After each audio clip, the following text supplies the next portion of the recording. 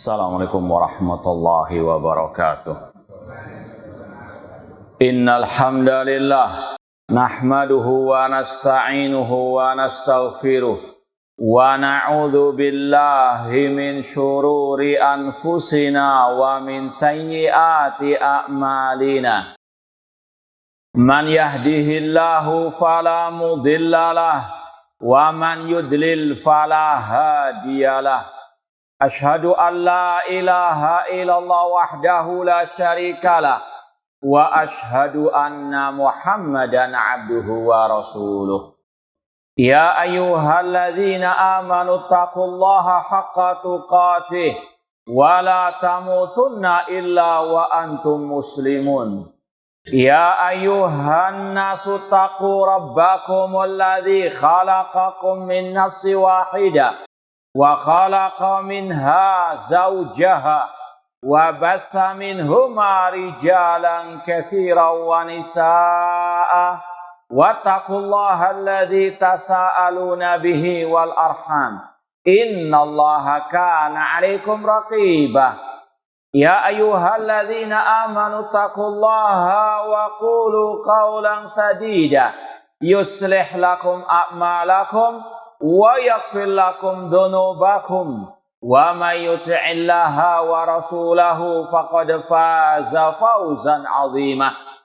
Amma ba'd, fa inna asdaqal hadithi kitabullah wa khairal hadi hadi Muhammadin sallallahu alaihi wasallam wa syarrul umuri muhdatsatuha wa kullu muhdatsatin bid'ah wa kullu bid'atin dhalalah wa kullu dhalalatin finnar. Ma'asal muslimin, ikhwani fillah wa akhwati, bapak-bapak, ibu-ibu, saudara-saudariku rahimani wa rahimakumullah. Alhamdulillah, segala puji bagi Allah Subhanahu wa taala yang masih banyak memberikan kepada kita kenikmatan-kenikmatannya. Di antaranya nikmat kita masih beribadah kepada Allah, kita masih bisa salat berjamaah di masjid Allah. Semoga Allah Subhanahu wa taala menerima semua amal ibadah kita. Pada kesempatan yang berbahagia ini, ma'asal muslimin, kita akan bersama-sama merenungkan keutamaan 10 hari di awal bulan Dzulhijjah. Dan sekarang kita sudah sampai pada tanggal 2 Dzulhijjah. Semoga Allah Subhanahu wa taala memberikan taufik hidayah kepada kita untuk kita bisa beramal saleh di hari-hari yang paling mulia di atas muka bumi ini. Ma'asal muslimin, ikhwani fillah wa akhwati, bapak-bapak, ibu-ibu, saudara-saudari rahimani wa rahimakumullah, di antara kekhususan Allah Subhanahu wa taala, Dia mengutamakan sebagian makhluknya di atas yang lainnya. Allah fa'alul lima yurid. Allah berbuat sesuai dengan kehendaknya. Yakhluqullahu ma yasha wa yakhtar. Dia menciptakan apa yang Dia kehendaki dan Dia memilih apa yang Dia kehendaki. Dia mengutamakan apa yang Dia kehendaki. Di antaranya Allah mengutamakan para nabi di atas semua manusia. Dan Allah mengutamakan sebagian nabi di atas yang lain. Allah berfirman, tilkar rusulu faddalna ba'dhum ala ba'din. Itulah para rasul-rasul yang sebagian mereka kami utamakan atas sebagian yang lain. Dan Allah memilih Nabi kita Muhammad SAW sebagai manusia yang termulia, sebagai Rasul yang paling mulia. Kata Rasul, ana sayyidu waladi Adam.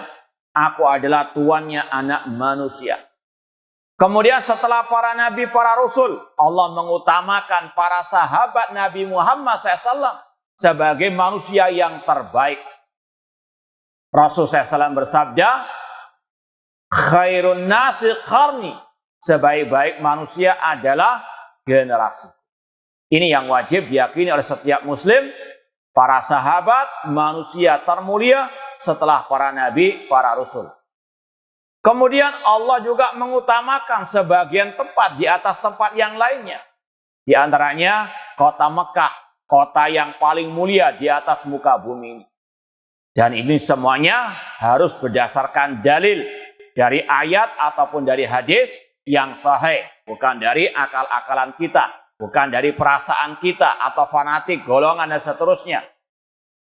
Rasul SAW bersabda kepada kota Mekah, "Anti ahabbul buqa ilallah." Engkau wahai kota Mekah adalah tempat yang paling dicintai oleh Allah Subhanahu wa taala. Laula anna qaumaki akhrajuni ma kharajtu minki. Seandainya kaummu, kaum Quraisy, musyrikin Quraisy jahiliyah tidak mengusirku dari tempatmu, maka aku tidak akan keluar darimu. Demikian pula Allah mengutamakan kota Madinah setelah kota Mekah dibandingkan kota-kota yang lain. Rasul mengatakan al-Madinatu khairun lahum law kanu ya'lamun. Kota Madinah, kota yang paling mulia setelah kota Mekah, seandainya kalian mengetahui. Demikian pula Allah mengutamakan 3 masjid di atas muka bumi ini. Masjid Al-Haram, Masjid An-Nabawi, dan Masjid Al-Aqsa. Rasul mengatakan la tushaddur rihal illa ila thalathati masajid. Tidak ada wisata religius kecuali kepada 3 tempat. Masjid Haram, Masjid An-Nabawi, dan Masjid Al-Aqsa. Rasul mengatakan tentang Masjid Nabawi, salatun fi masjid hadza ta'dilu alfa salatin fi masiwa ilal Masjid Haram. Salat di masjidku, Masjid Nabawi, dilipat gandakan pahalanya lebih dari 1000 dibandingkan masjid yang lain kecuali Masjid Al-Haram. Ini kekhususan Allah mengutamakan sebagian makhluk di atas sebagian yang lain. Demikian pula dengan waktu. Allah mengutamakan sebagian waktu di atas yang lain. Kita mengenal bulan suci Ramadan, bulan yang mulia. Namun ada pula hari-hari yang mulia, bahkan lebih mulia dari hari-hari di bulan suci Ramadan, yaitu 10 hari awal bulan Dzulhijjah yang sekarang kita ada di dalamnya. Apa dalilnya? Yang pertama dari Al-Quranul Karim dan yang kedua dari sunnah Rasulullah SAW. Yang pertama dari Al-Quran, Allah berfirman, wal fajri walayalin ashar. Demi waktu fajar dan demi 10 malam. Imam Ibnu Katsir ketika mentafsirkan ayat ini mengatakan 10 malam di sini maksudnya 10 hari di awal bulan Dzulhijjah, dan ini juga berdasarkan tafsir dari Abdullah bin Abbas radhiyallahu taala anhuma. Walayalin ashar, Allah bersumpah dengan 10 awal dari bulan Dzulhijjah, dan tidaklah Allah bersumpah kecuali dengan yang paling mulia atau yang mulia. Maka kita ketahui 10 hari di awal bulan Dzulhijjah hari-hari yang mulia di sisi Allah Subhanahu wa taala. Dalil yang kedua, dalam surat Al-Baqarah tentang masalah ibadah haji, Allah mengatakan al-hajju asyhurun ma'lumat. Bulan haji itu bulan-bulan yang telah dimaklumi. Apa makna al-hajju asyhurun ma'lumat? Kata Abdullah bin Umar radhiyallahu anhuma, bulan-bulan yang dimaklumi bulan Syawal, Dzulqa'dah, dan 10 awal bulan Dzulhijjah. Dan ma'asal muslimin rahimani wa rahimakumullah, kata para ulama, Allah Subhanahu wa taala dengan kemurahannya menyediakan, memfasilitasi umat Islam dengan berbagai macam musim-musim ibadah, musim-musim akhirat yang pahala amal ibadah dilipat gandakan di dalam. Karena memang umur umat Islam itu jika dibandingkan umat-umat sebelumnya lebih pendek, lebih singkat. Kata Rasul SAW dalam hadis riwayat Imam Hakim dan yang lainnya, Rasul mengatakan, a'maru ummati ma baina sitin wa sab'in. Usia umatku antara 60 tahun sampai 70 tahun. Wa aqallahum ma jawaza dzalik. Sedikit yang bisa melampaui 70 tahun tersebut. Dibandingkan umat-umat yang lain, itu jauh ya, lebih singkat umat Islam umurnya, usianya. Kalau kita pernah mendengar Nabi Nuh alaihissalam itu berdakwah 950 tahun lamanya. Ratusan tahun hidup mereka. Ya. Maka dengan kemurahan Allah, dengan karunia dari Allah, Allah memfasilitasi, menyediakan bagi umat Islam musim-musim akhirat, musim-musim pahala yang dilipat gandakan pahala amal ibadah, amal soleh di dalamnya untuk tadi menyaingi umat-umat sebelumnya dalam masalah at-ta'ah. Di antaranya 10 hari di awal bulan Dzulhijjah. Dan kita 2 bulan yang lalu sudah melewati bulan suci Ramadan, ladang pahala, musim akhirat. Semoga Allah menerima semua amal ibadah kita di bulan suci Ramadan yang lalu. Dan semoga Allah mempertemukan kita dengan bulan Ramadan yang akan datang. Allah Subhanahu wa taala setelah melewatkan kepada kita bulan suci Ramadan, Allah sediakan tadi Al-Hajju Asyurun Ma'lumat, bulan-bulan haji. Langsung bulan Syawal. Kemudian bulan Dzulqa'dah. Dan sekarang terakhir 10 hari di awal bulan Dzulhijjah. Ini menunjukkan keutamaan dari 10 hari di awal bulan Dzulhijjah. Demikian pula Allah berfirman dalam surat Al-Hajj, wa adzin fin nasi bil haji ya'tuka rijalan wa ala kulli dhamirin ya'tina min kulli fajjin amik liyashhadu manafi'a lahum wa yadhkuru ismallah fi ayyamin ma'lumat ala ma razaqahum min bahimatil an'am. Dalam surat Al-Hajj kalau nggak salah ayat 27 sampai 28 Allah mengatakan, serulah manusia untuk melaksanakan ibadah haji. Maka mereka akan mendatangimu dengan berjalan kaki, dengan menunggangi unta, liyashhadu manafi'a lahum, untuk mereka menyaksikan berbagai manfaat dari ibadah haji. Dan kata Allah, ini intinya, wa yadhkurusmallah fi ayyamin ma'lumat, dan agar mereka mengingat Allah di hari-hari yang dimaklumi. Kata ulama tafsir, ayamin maklumat adalah 10 hari di awal bulan Dzulhijjah. Allah sebutkan 10 hari awal bulan Dzulhijjah di ayat-ayatnya yang mulia. Ini menunjukkan tentang kemuliaan 10 hari di awal bulan Dzulhijjah. Kemudian ma'asal muslimin rahimani wa rahimakumullah, yang berikutnya di antara keutamaan 10 hari awal bulan Dzulhijjah dari hadis Rasulullah SAW yang sahih, yaitu yang pertama dalam Sahih Bukhari, Rasulullah SAW bersabda, ma min ayyamin al-amalu salih fiha ahabbu ilallah min hadil ayyamil asyar. Tidak ada hari-hari yang amal saleh lebih Allah cintai daripada 10 hari di awal bulan Dzulhijjah. Para sahabat bertanya kepada Rasulullah SAW, walal jihad ya Rasulullah, bagaimana dengan ibadah jihad wahai Rasulullah? Kata Rasul, walal jihad fisabilillah, bahkan jihad fisabilillah pun kalah dengan apa? Amal-amal soleh di hari-hari awal 10 Dzulhijjah. Illa rajulun kharaja bimalihi wa nafsihi wa lam yarji bi syai'in min dzalik. Kecuali seseorang yang keluar berjihad di jalan Allah dengan membawa harta dan jiwa raganya, namun dia tidak kembali dari jihad tersebut alias mati syahid. Semoga Allah memberikan kepada kita mati syahid. Ma'asal muslimin ikhwani fillah wa akhwati rahimani wa rahimakumullah.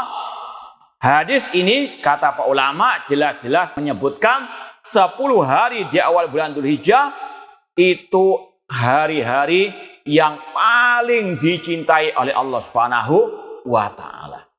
Kalau ada pertanyaan bagaimana dengan 10 hari terakhir dari bulan Ramadan. Imam Ibnu Katsir dalam tafsir surat Al-Fajr tadi, wal fajri wa layalin asyr, beliau menyebutkan ada 3 pendapat ulama. Yang pertama mengatakan 10 awal Dzulhijjah itu yang paling afdol secara mutlak. Yang kedua mengatakan 10 hari terakhir bulan Ramadan itu yang paling afdol secara mutlak. Dan yang ketiga, dan ini wallahu alam yang lebih rajih, yang menjamakkan antara keduanya. Yaitu mengatakan kalau dari pagi sampai petang hari, yang paling mulia 10 hari di awal bulan Dzulhijjah.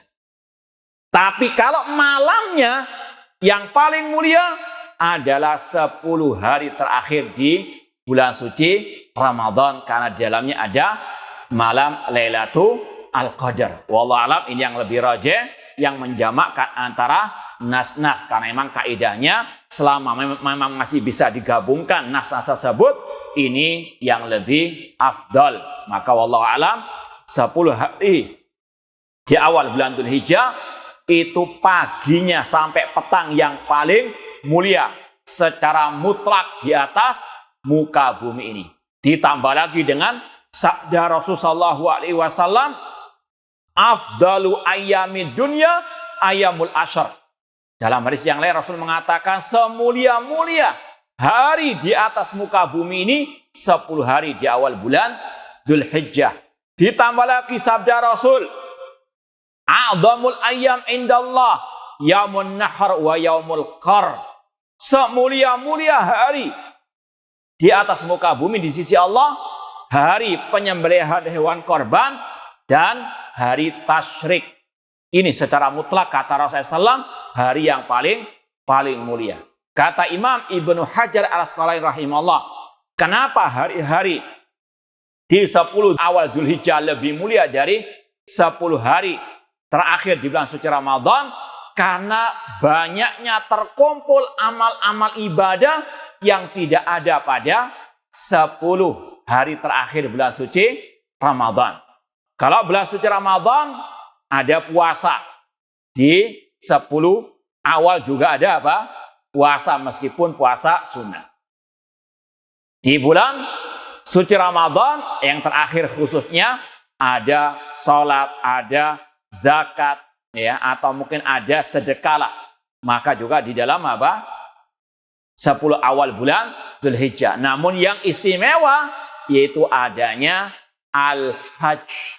Al-hajju asyurun ma'lumat. Ini yang enggak ada pada apa? Ya, 10 hari terakhir di bulan suci Ramadan. Demikian pula dengan al-udhiyah. Adanya apa? Penyembelihan hewan korban. Maka intinya ma'asal muslimin, mana saja yang paling mulia, namun tetap 10 hari awal bulan Dzulhijjah ini hari-hari yang mulia. Maka sikap seorang muslimah yang bijak memuliakan apa yang dimuliakan oleh Allah Subhanahu wa taala. Namun tentunya sesuai dengan yang diinginkan, diridhoi, dicintai oleh Allah Subhanahu wa taala dan Rasulullah sallallahu alaihi wasallam. Rasul SAW bersabda tadi, "Ma min ayyamin al-amalu saleh fiha." Tidak ada hari-hari yang amal soleh lebih Allah cintai. Ini yang paling utama, melaksanakan amal soleh di 10 hari di awal bulan Dzulhijjah tersebut. Namun permasalahannya, pertanyaannya, apa amal soleh itu? Apakah amal yang sesuai dengan selera kita? Tidak.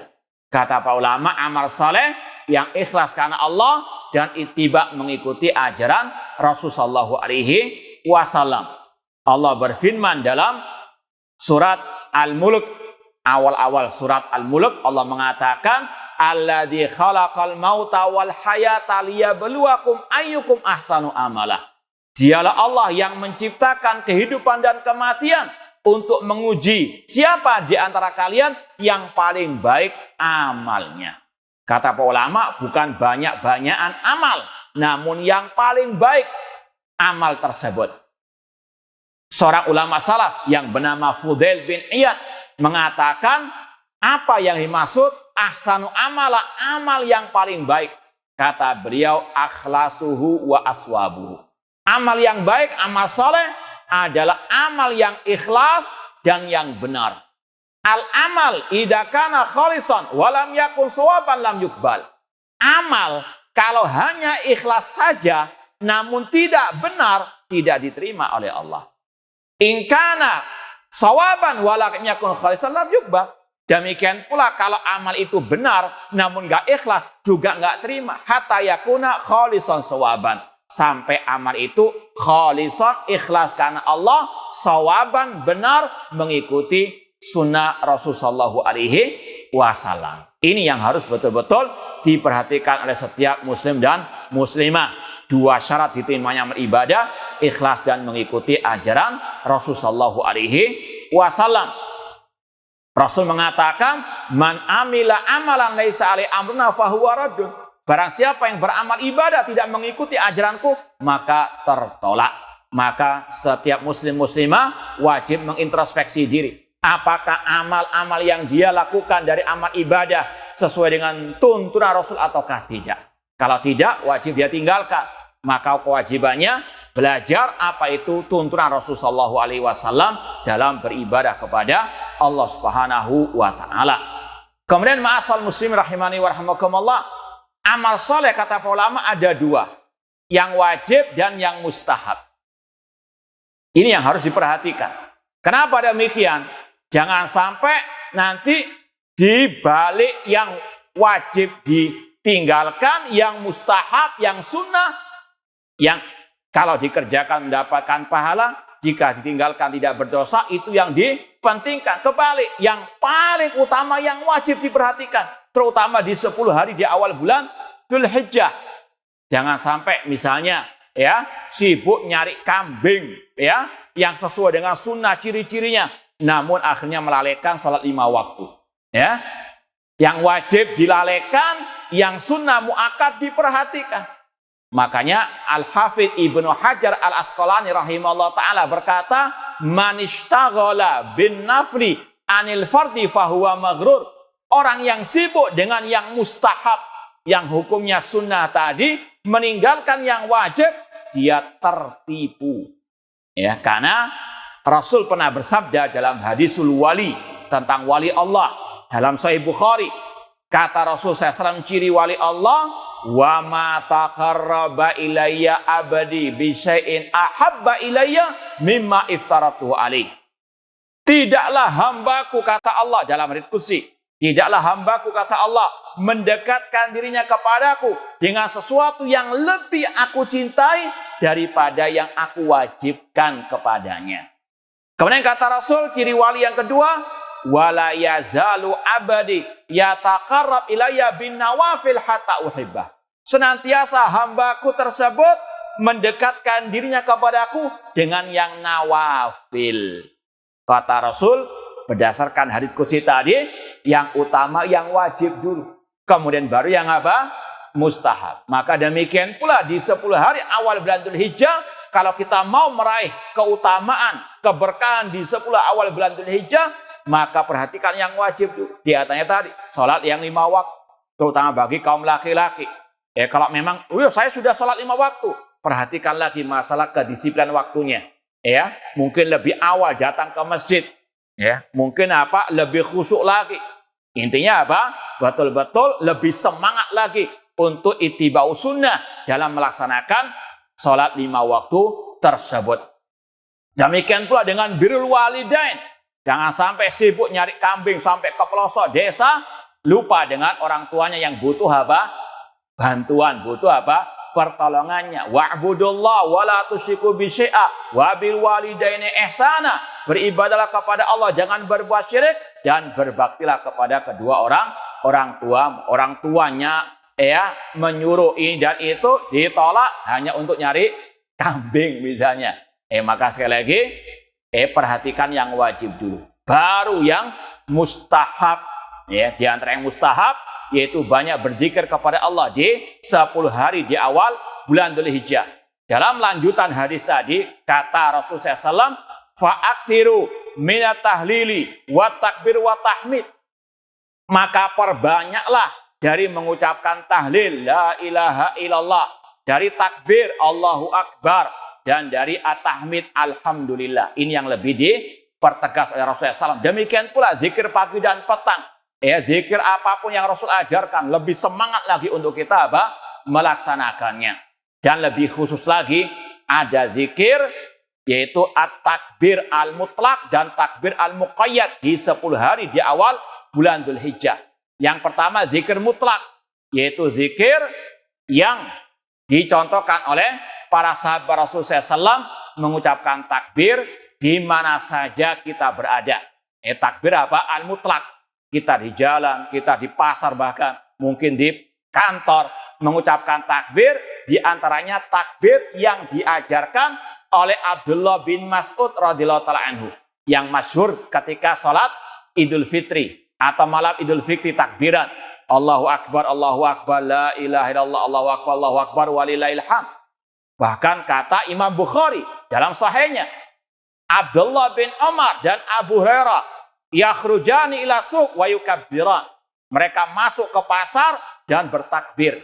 Dengan diantaranya takbir Abdullah bin Mas'ud tadi. Atau minimal mengucapkan Allahu Akbar. Apapun dari redaksi takbir yang diajarkan Rasul dan para sahabat boleh diamalkan. Namun yang paling tadi masyhur takbirnya Abdullah bin Mas'ud radhiyallahu anhu. Dan itu sekali lagi bukan hanya di hari raya Idul Fitri, Idul Adha, hari hanya saja, tidak. Namun 10 hari awal bulan Dzulhijjah juga disyariatkan membaca takbir tersebut. Adapun takbir yang muqayyad ini berdasarkan kata ulama ijma para sahabat, dan contoh para sahabat yaitu takbir pada waktu selesai sholat wajib. Mengumandangkan mana takbir yang muqayyad, yang terikat dengan apa? Dengan waktu. Kapan waktunya?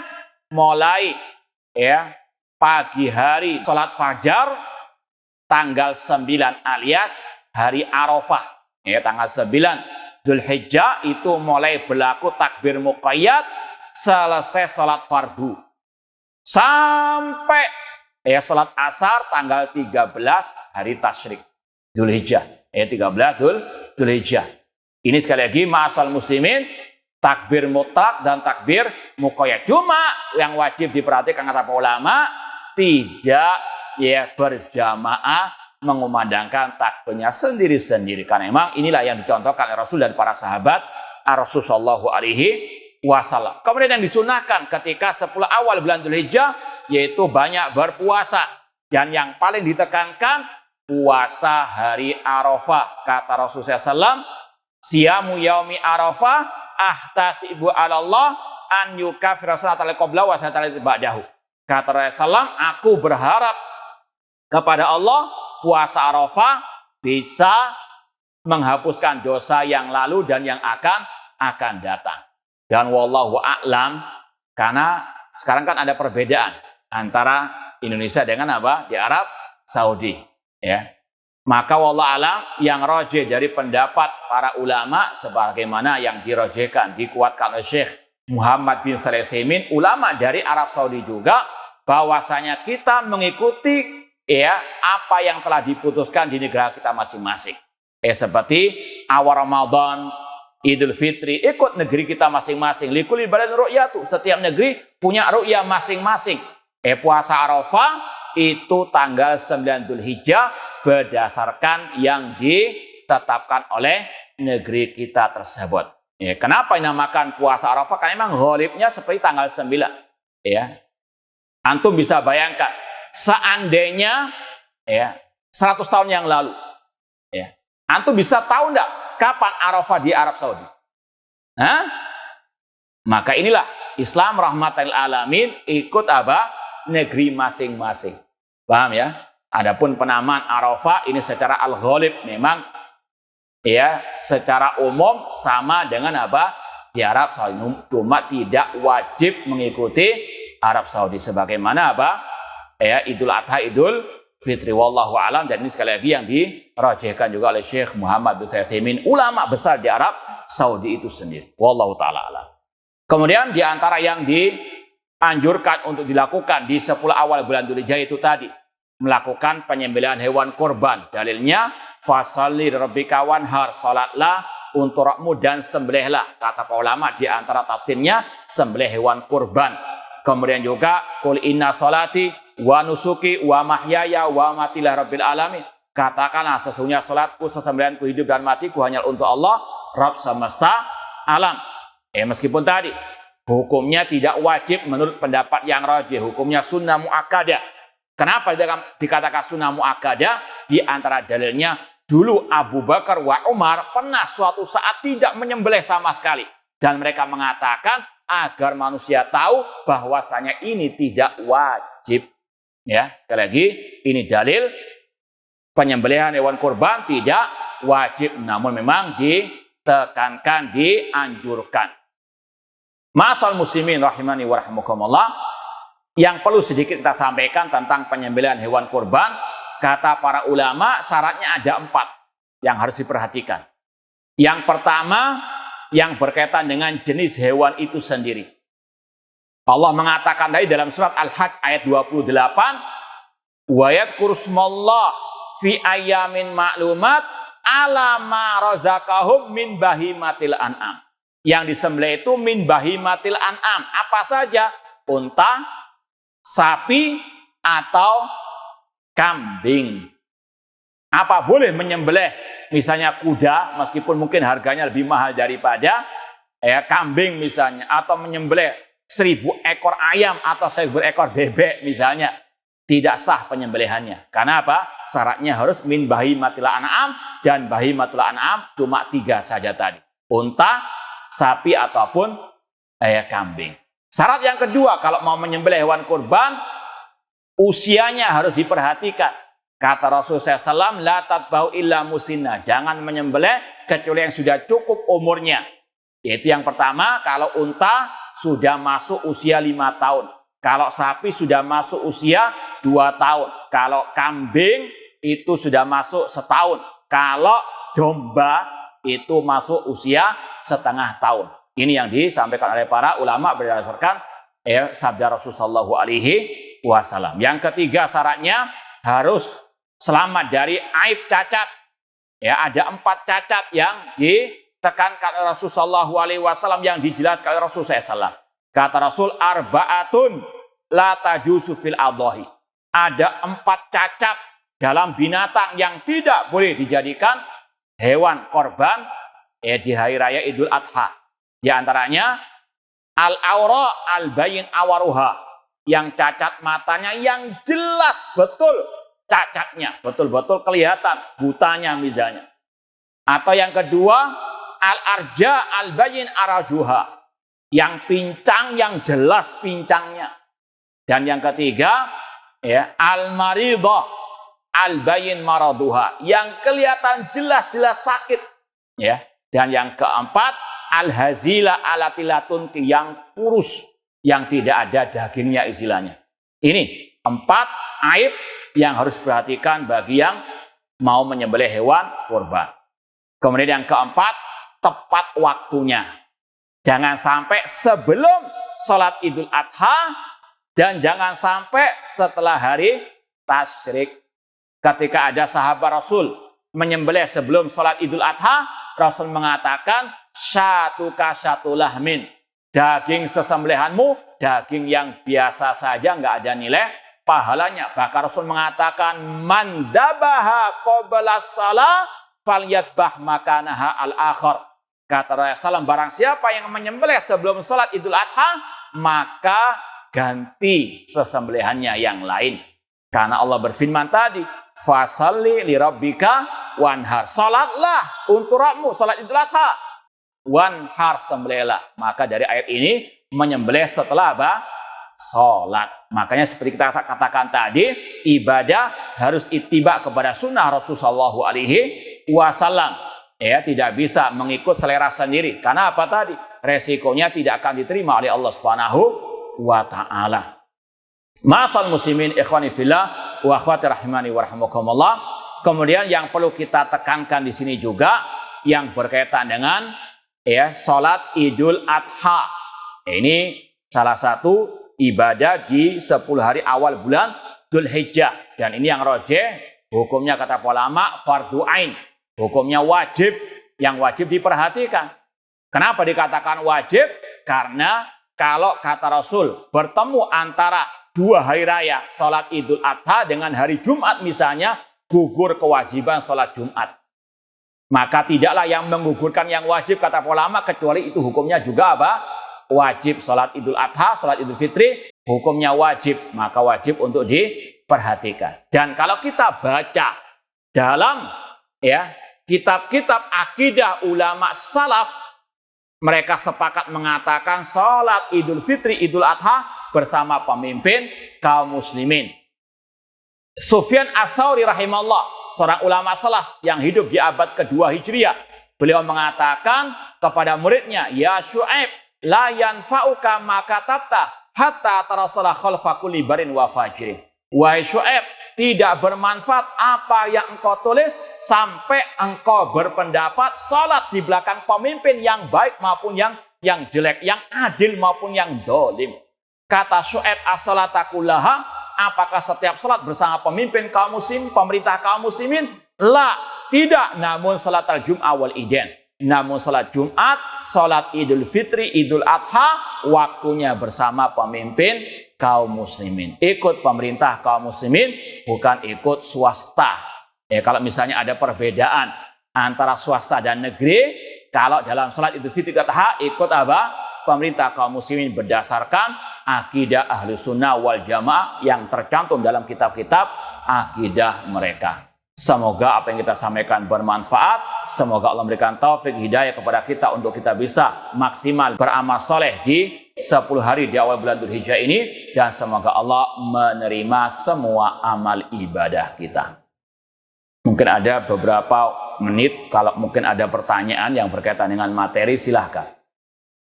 Kalau tidak ada, alhamdulillah. Ya, silakan, Pak. Dalam dari awal 1 sampai 9 itu ada sunnah untuk berpuasa. Ya, ini masalah khilaf ijtihadi antara para ulama. Ada dua pendapat ulama tentang masalah apakah disyariatkan puasa dari tanggal 1 sampai tanggal 9 atau tidak. Ada dua pendapat, ada yang mengatakan disyariatkan, ada yang mengatakan tidak. Kalau anak pribadi lebih condong kepada pendapat yang mengatakan tidak disyariatkan. Apa dalilnya, apa dasarnya? Riwayat Aisyah radhiyallahu anha. Kata beliau, makanan Nabi SAW yasumul asyarqat. Rasul SAW tidak pernah puasa 10 hari penuh di awal bulan Dzulhijjah. Ini yang wallahu alam, yang rajih. Kalau mau puasa, ya mungkin ada puasa Senin Kemis atau puasa ya Daud ya, atau mungkin nanti intinya di tanggal 9. Ya wallahu alam, namun memang ada pendapat yang membolehkan. Cuma kalau anak pribadi lebih condong kepada riwayat Aisyah tadi. Pendapat ini juga dikuatkan oleh Syekh Abdul Aziz bin Baz rahimallahu taala. Jadi sekali lagi, kalau mau puasa silakan ya, Senin Kemis masih ada waktu. Demikian pula dengan mungkin puasa Daud dan seterusnya. Kemudian tadi kita mau tambahkan sedikit masalah penyembelihan hewan kurban. Rasul mengatakan, idza dakhalal asyar wa arada ahdukum an yudhhiya falyumsik an sya'rihi wa adfarihi. Barang siapa yang ingin menyembelih hewan kurban dan sudah masuk 10 awal Dzulhijjah, jangan mencukur rambutnya dan jangan memotong kukunya. Hukumnya haram. Kalau qadar Allah nggak tahu kemarin, ya padahal dia sudah apa? Berniat. Namun qadar Allah kemarin cukur rambut ataupun potong kuku, maka kata ulama tetap lanjutkan niatnya. Itu dosanya ya sudah istighfar. Namun tetap jangan dibatalkan niat apa? Menyembelihnya. Wallahu taala alam. Ada yang lain? Nah. Kalau misalnya wilayah rata-rata baru itu sholat itu kalau ada orang ingin tapi itu ke Palestina gimana sih? Taib.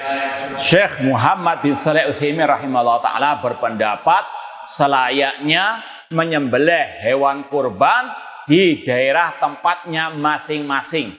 Kenapa demikian? Karena ini syiar Islam yang sangat luar biasa besarnya. Kalau seandainya semuanya dikirim keluar, tidak ada lagi kelihatan syiar-syiar apa? Kecuali kalau misalnya antum punya banyak uang menyembelih di sini dan juga menyembelih di sana, beda lagi. Cuma kalau tinggal satu-satunya sembelih di tempatnya masing-masing demi apa? Syiar al-Islam. Dan sebagian ulama, di antaranya juga Syekh Utsaimin rahimahullah taala menyebutkan tidak selayaknya untuk berlebih-lebihan juga dalam menyembelih. Misalnya satu keluarga itu sebetulnya cukup satu kambing saja. Cuma terkadang ada satu keluarga karena sudah besar-besar, sudah kerja semuanya. Misalnya bapak, ibu, anaknya ada 10. 10 anak ini kepingin nyembelih masing-masing, beli kambing masing-masing. Jadi satu rumah 11. Kata Syekh Muhammad bin Saidim radhiyallahu taala, kata beliau, Rasul saya salah. Manusia yang paling mulia, yang paling bertakwa, yang paling dermawan. Beliau punya berapa istri? Berapa? Jangan takut. Keluarga besar, 9 istri beliau. Namun satu yang beliau apa? Sembelih. Ini masalah apa? Ittiba. Bukan apa? Banyak-banyak, apalagi naudzubillah min dzalik, niatnya saingan. Masa tetangga sebelah bisa 5 kambing, kita cuma 2 misalnya. Naudzubillah min dzalik. Ini sudah tidak ikhlas. Maka sekali lagi yang paling penting tadi ittiba. Meskipun tadi kalau misalnya sewajarnya tidak ada masalah seperti tadi. Satu di sini nanti satunya di tempat lain beda. Namun kalau misalnya tadi setiap anak dalam satu keluarga yang tinggal di rumah yang sama, beda kalau sudah pisah rumah. Namanya satu rumah, kemudian apa? Banyak-banyakan menyembelih kambing. Ini sekali lagi kurang ittiba kepada sunnah Rasulullah SAW. Wallahu taala alam. Kalau dalam satu keluarga itu sudah menyembelih satu kambing, apakah dalam keluarga tersebut semuanya itu juga tidak boleh memotong kuku dan ahsanta. Apakah misalnya ketika satu keluarga menyembelih 1 ekor kambing, apakah larangan mencukur rambut, memotong kuku itu berlaku untuk satu keluarga, bapak, anak, ibu, dan seterusnya? Tidak, ini bagi kepala rumah tangganya saja. Falyumsik an sya'rihi wa adfarihi. Kemudian juga kata para ulama, 1 kambing yang disembelih insya Allah pahalanya untuk semuanya. Meskipun yang mengeluarkan uang cuma misalnya bapaknya saja, meskipun anaknya sudah bisa kerja dan seterusnya punya gaji sendiri, tetap insya Allah pahalanya untuk. Kemudian juga tidak ada pengkhususan hewan kurban untuk yang mati. Misalnya untuk kakek yang meninggal dunia, menyembelih 2 kambing, 1 kambing untuk keluarga yang masih hidup, 1 yang untuk mati. Nggak ada tuntunannya dari Rasulullah SAW. Kalaupun mau cuma 1 saja, niatnya untuk semuanya, yang hidup maupun yang mati dari keluarga tersebut, itu sampai. Karena Rasulullah SAW mengatakan ketika menyembelih, Allahumma hadza anni wa an man lam yudhahi min ummati. Ya Allah, ini dariku dan dari umatku. Yang umat beliau mencakup yang hidup maupun yang. Jadi kalau disendirikan itu nggak ada syariatnya untuk yang meninggal dunia. Namun kalau digabungkan niatnya untuk yang meninggal dan untuk yang masih hidup, maka itu yang dicontohkan Rasulullah SAW. Wallahu a'lam. Masih ada, silakan.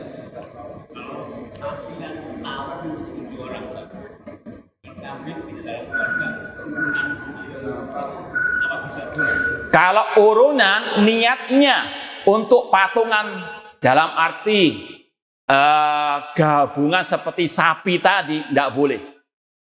Tapi kalau mau urunan itu, kasih saja. Ini anak kasih, bukan untuk penyembelih. Terserah mau dibuat beleh kambing dan sebagainya. Cuma sekali lagi, kalau urunan dalam artian seperti 1 ekor sapi untuk 7 orang urunan, itu nggak boleh. Paham maksudnya ya? Bedakan. Sudah anak kasih, uang, antum beli terserah. Paham? Ini untuk kata ulama lil atoya, untuk hadiah. Bukan untuk penyembelihan apa? Urunan, kalau istilahnya isyirak fi al-udhiyah. Kalau 7 orang urunan beli sapi, itu boleh. Tapi kalau 7 orang urunan beli kambing, itu tidak boleh. Namun kalau misalnya anggota keluarga itu ngasih kepada abinya yang mungkin kekurangan uang untuk beli kambing, Pak, saya kasih ini uang hadiah. Paham ya? Niatnya kan beda dengan apa? Ya, urunan sapi tadi. Paham, insya Allah bisa dibedakan, memang agak tipis bedanya. Paham ya? Ya, berikan sebagai hadiah, sebagai pemberian. Bukan untuk urunan beli apa? Hewan kurban. Paham insya Allah? Itu dibolehkan. Iya. Meskipun nggak pakai urunan tadi pun insya Allah secara otomatis ya kepala rumah tangga niat untuk satu keluarganya. Sampai semuanya pahala untuk satu keluarga. Meskipun tadi Rasul menyembelih 1 ekor kambing untuk satu keluarga besar beliau dengan 9 istri beliau tadi. Sampai semuanya. Wallahu ta'ala. Cukup atau? Iya, ini yang mungkin bisa kita sampaikan. Kurang lebihnya mohon maaf. Wa jazakumullahu khairan. Aku qouli hadza wa akhiru da'wana anil hamdulillahi rabbil alamin. Wassalamualaikum warahmatullahi wabarakatuh.